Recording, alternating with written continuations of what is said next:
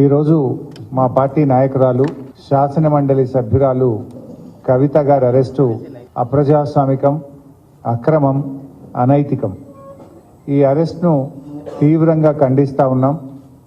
ఎందుకంటే ఒకవైపు సుప్రీంకోర్టులో కేసు పెండింగ్లో ఉండగా శుక్రవారం రోజు కావాలనే శని ఆదివారాల్లో కోర్టుకు సెలవు ఉంటుంది కనుక రాజకీయ దురుద్దేశంతో మా మీద బురద జల్లాలని, రాజకీయంగా మమ్మల్ని దెబ్బతీయాలని ఒక పథకం ప్రకారంగా కుట్రతో ఈరోజు బీజేపీ మా శాసన మండలి సభ్యురాల్ని అరెస్ట్ చేయడం జరిగింది.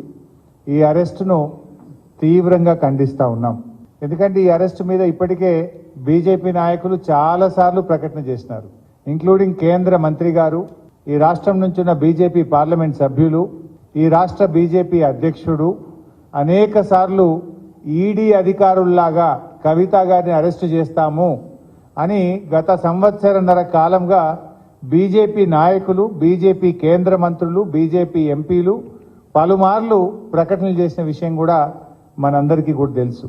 ఎందుకంటే రేపు పార్లమెంట్ ఎన్నికలకు నోటిఫికేషన్ వస్తుంది.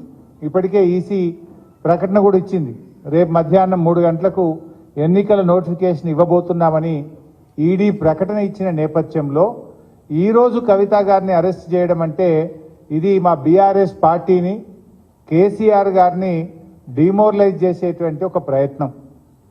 అంటే మమ్మల్ని ఏ రకంగానైనా డిమోరలైజ్ చేసి ఈ ఎన్నికల్లో రాజకీయంగా లబ్ధి పొందాలని బీజేపీ, కాంగ్రెస్లు ఈ రాష్ట్రంలో కలిసి ఇలా కుట్ర పన్నుతా ఉన్నాయి.